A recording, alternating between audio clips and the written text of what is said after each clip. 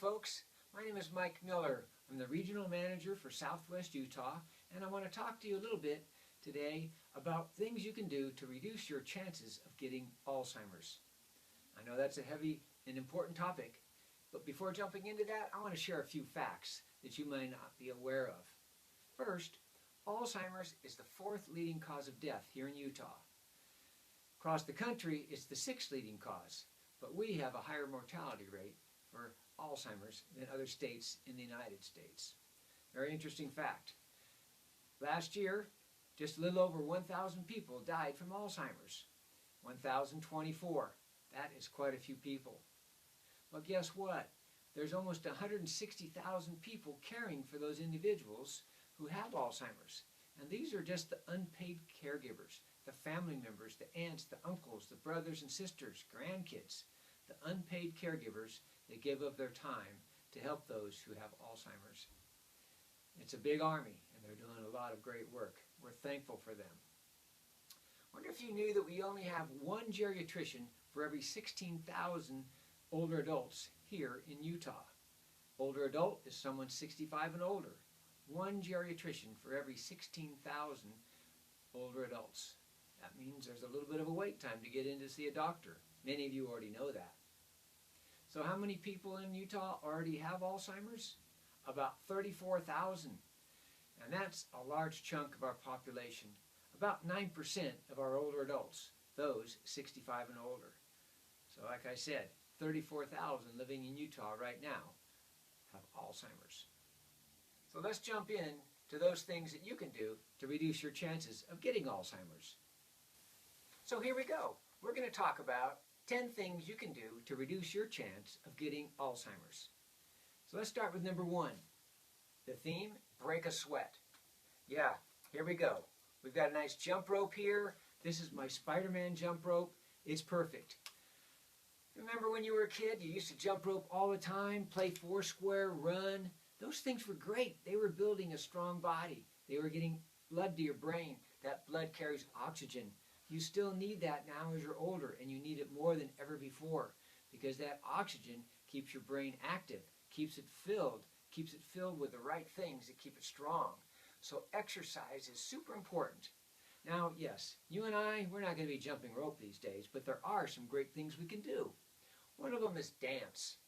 Dancing is great because you've got your body moving, the feet moving, maybe you've got a partner. There's some concentration you've got to keep on the right steps if you're trying to do the 2 steps, the waltz, or the mamba. So take advantage of dance. It's a great exercise. It works a lot of parts of your body. Most importantly, it gets that blood flowing and oxygen to the brain. Another great activity, table tennis. Guess why? Because hand-eye coordination, chasing after that ball. You're moving your arms, your eyes have to watch that ball, your feet are moving. It's just good. It keeps your body moving. Do some research on that. See why the Japanese live longer.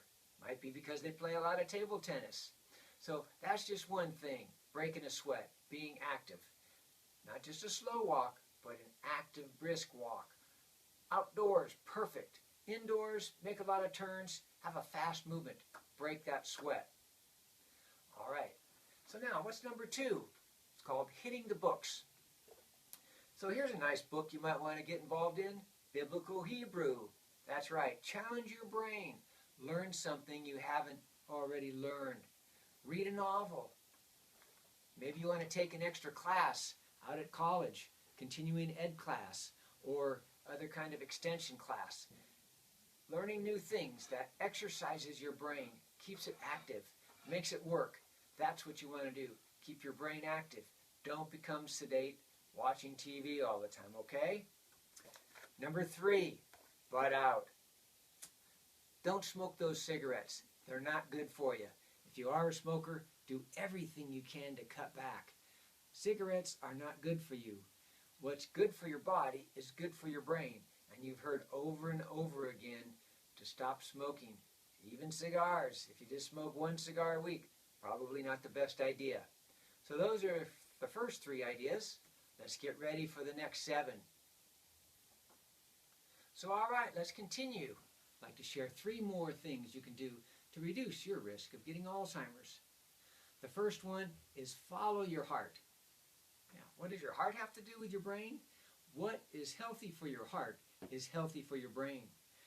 We know that if you are dealing with cardiovascular risk, things that cause stroke, if you're dealing with obesity, if you're dealing with hypertension, those three things are bad for your body, they're bad for your heart, and they're bad for your brain.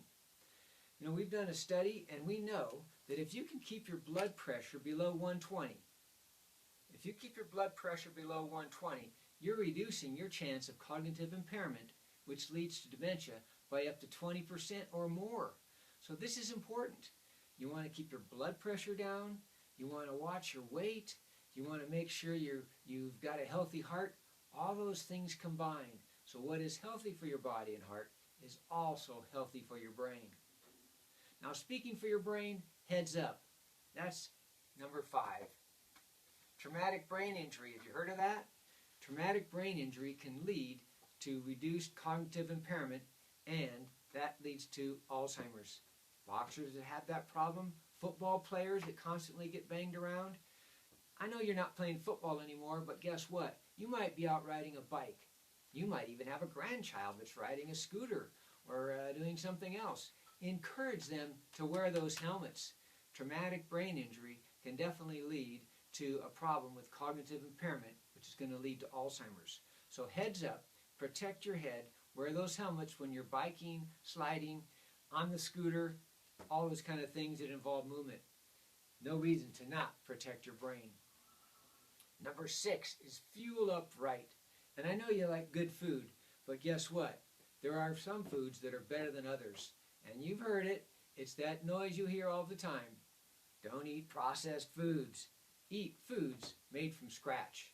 And some of those better foods we know are the Mediterranean diet, rich in vegetables, olives, olive oil, fruits and vegetables, a little bit lean on the meats. Those are all good things. So a healthy diet all combines to give you a better chance at reducing your chance of getting cognitive impairment, leading to dementia. So, summary, follow your heart, keep your heart healthy and your body healthy, keep your brain healthy with that helmet so you avoid traumatic brain injury, and then fuel up right, eat the right food, talk to a dietitian, follow those dietary rules that you hear all the time on the radio or here at the location where you live. Those are all important things that contribute to your overall health. All right, number 7, this is pretty important. Right, catch some Z's. You've got to get enough sleep every night so that your body can replenish itself. When you sleep, your blood is active and it's moving throughout your body. And you know what it's doing? It's clearing out proteins and other toxins that build up in your brain during the day. Does the same thing for your eyes. And you're always hearing about folks needing to have 6, 7, 8, 9 hours of sleep in the evening. That is so important. And now you know why. Because it's replenishing your body, repairing any damage that was done during the day. So that is super important. Do everything you can to get that sleep. It is super important to the health of your body. So catch some Z's. That's number 7. Number 8, mental health. Mental health is super important. Mental health involves things like depression, anxiety, and stress. All these things bombard your brain. Tax it. Wear it out. If you're feeling a lot of stress, depression, and anxiety, talk it out. Talk to somebody. Let them know. Maybe you need to visit a psychologist. Maybe you need some professional help.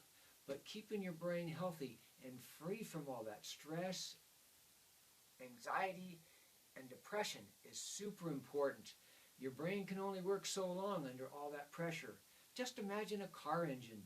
Rev it up to 8,000 RPMs. How long can you run on that 8,000 RPMs? Just a little ways, maybe a quarter of a mile, half a mile. If you keep that 8,000 RPM up, your engine's going to explode, and your brain is much the same way. It can take some stress for a little while, but not forever. So let's have positive mental health. See some folks if you're feeling a lot of stress, if you've recently lost a loved one, or you have other things that are bothering you. Let's try and get out of that depressive mode and into a more positive way. So those are reasons 7 and 8. Get some sleep, catch those Z's, and positive mental health. Here's 2 more things you can do to reduce your chance of cognitive decline. Number 9 is stump yourself. Well, what does that mean? It means get active with things that challenge your brain. That could be one of those massive 4,000-piece jigsaw puzzles. It might involve picking up painting, getting a paint set, doing something new. It could involve learning an instrument, ukulele, banjo, harp, anything like that. You might want to pick up bridge. Learn a new activity. When you learn something new, you're creating new neurological pathways in your brain, and that's healthy because those new neurological pathways give new pathways for charges and signals to flow back and forth and make your body operate. So stump yourself with something new, a new game, a new habit, a new activity. Number 10 is buddy up. Hey Mary, yeah, let's go on out and take a hike. Hey Joe, want to go to the racetrack? Yeah, let's go out and watch those quarter-mile dragsters again. That is a lot of fun. You've got to be socially active. You've got to volunteer. You've got to go to events, join a choir, be around other people. That keeps your mind fresh, active. It isn't just the same old thing. Believe it or not, as your brain is active, it knows it's got a reason to live. And that's what Buddy Up is all about. Being socially active, being out in the community, being with others, and being active.